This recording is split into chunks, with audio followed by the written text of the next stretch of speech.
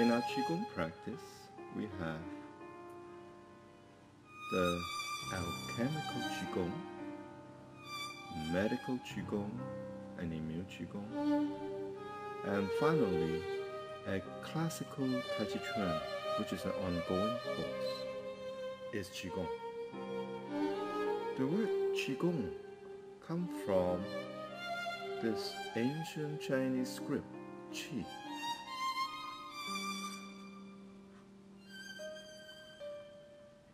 And Qi is pronounced as Qi.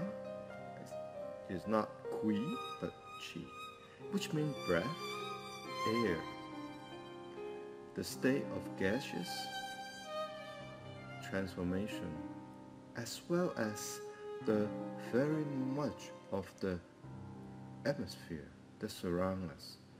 And you could say the word Qi is a ubiquitous concept in Chinese, and sometimes people equate it as energy. And then the word Gong is simply means work, Gong.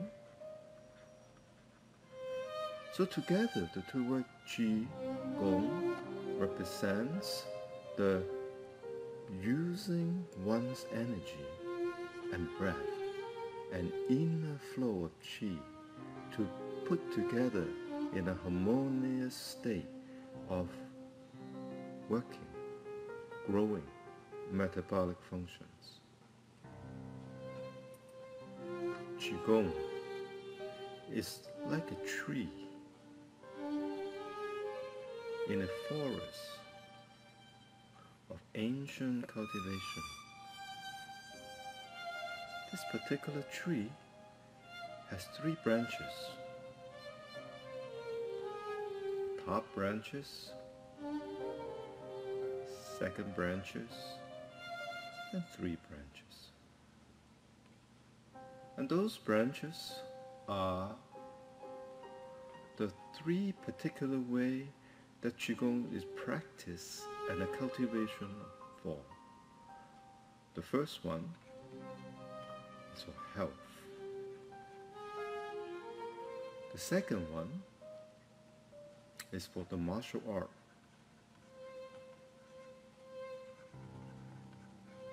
And then the third branches is the sexual practice.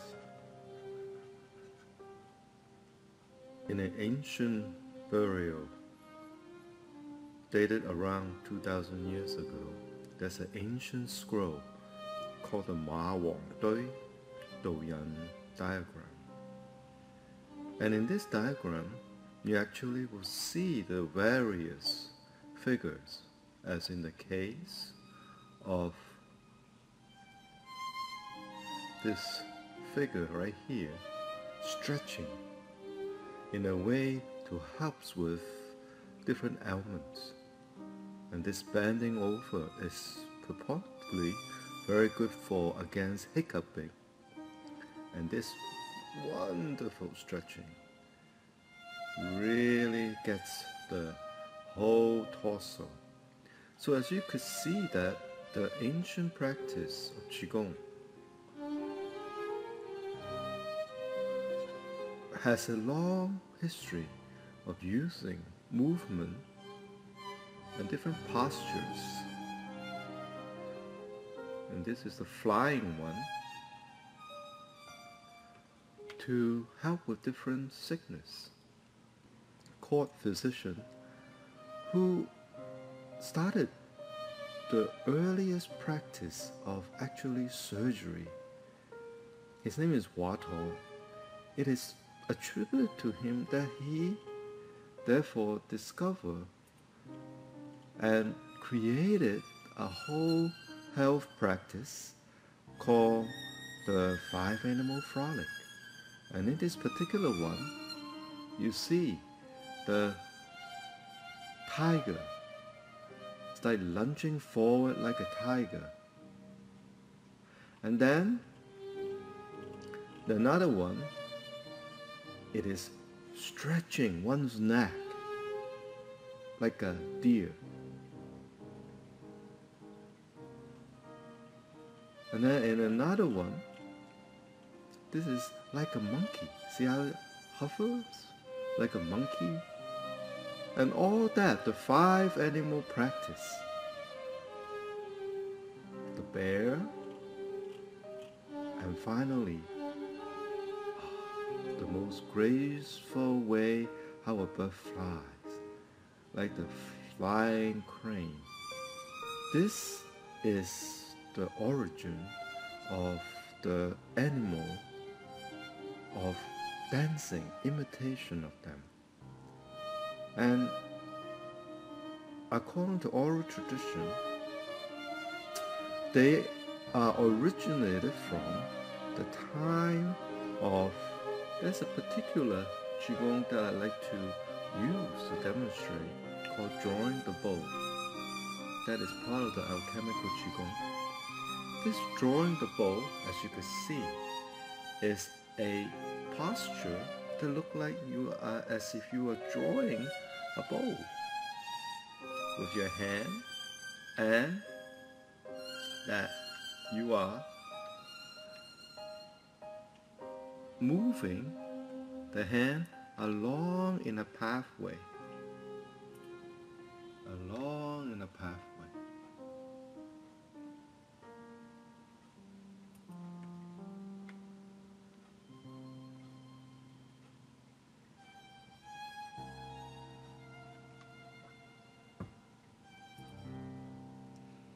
The alchemical Qigong practice called drawing the bow resembles someone pulling back a bow and arrow with the right hand drawing a bow and then the left hand extending the handle of the bow. The bowstring is on the right hand and the bow handle is on the left. Central to this drawing the bow is the use of something called the meridian pathway. And this, in this particular case, is the lung meridian that stretch from the chest along the inside all the way to the thumb. This particular pathway is called meridian. And this particular meridian is called the lung meridian. And the lung meridian has an inside direct connection to the lung right here. That then indirectly connected to one small intestine.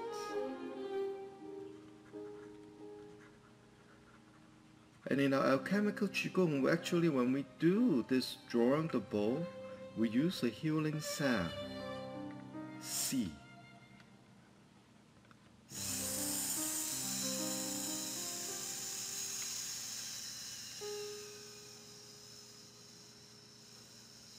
So it's a form of hiss.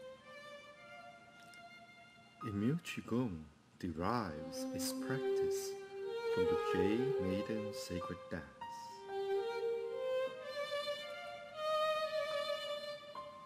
Its use of mudra and yogic asana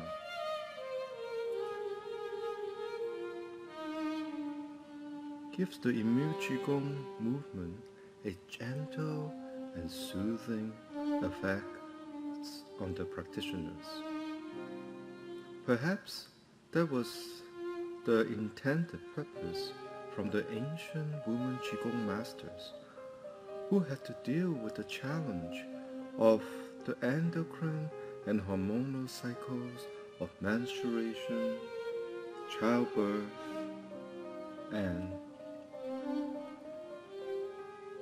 child rearing, and also in old age, dealing with menopause.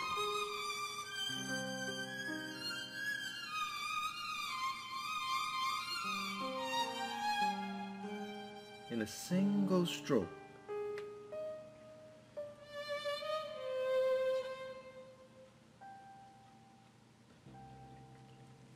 and in essence, if you look at this single stroke of the Danjian script, is actually a symbolic representation of the flow of the endocrine system, starting from the top of the head,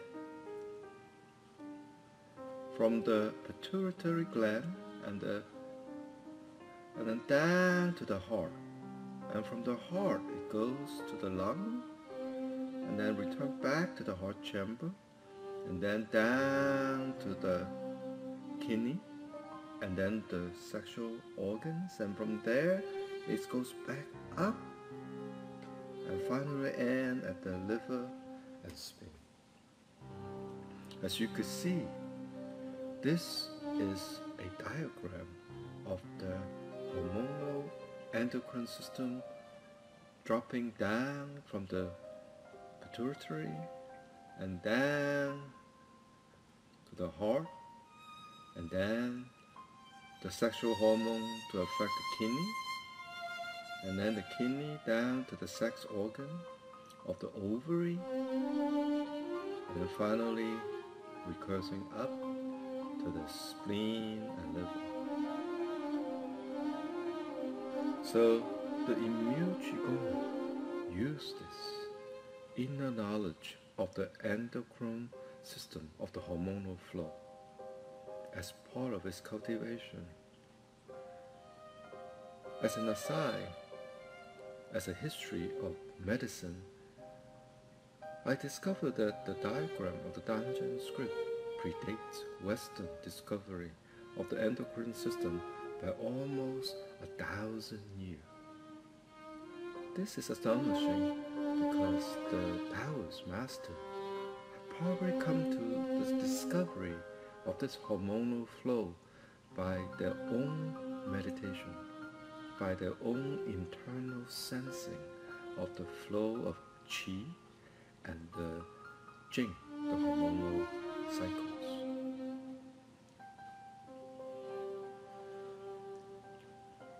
Is this for everyone? Again, the answer is yes. And during the span of her life, the cancer never relapsed. This is, of course, in combination with the standardized oncological clinical treatment of surgery, radiation, and chemotherapy, plus this medical Qigong. So, the medical Qigong is really a personal journey that she found that so useful in healing her life. So Master Golan then decided to give it back to the people.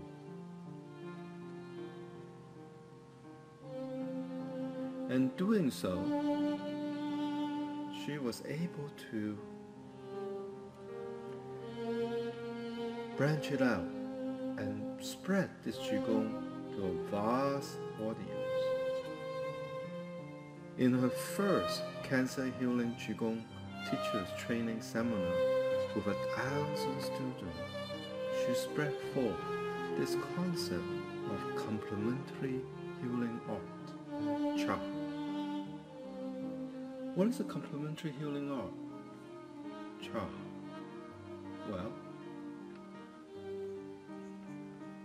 it is using the Qigong, the medical Qigong healing walk, to complement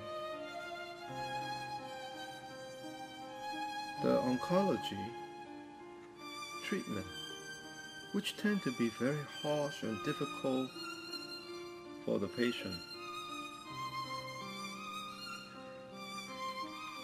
And by practicing the medical Qigong, the practitioner were able to not only recover from the harsh detrimental effect of chemotherapy, they were actually able to boost the immune system in its ability to fight and destroy carcinomas. Walking, a simple gentle stroll with special breathing cycle, 2 inhale and one exhales. Working as a Chinese doctor in China, I had led cancer patients strolling around the hospital garden in a daily morning ritual.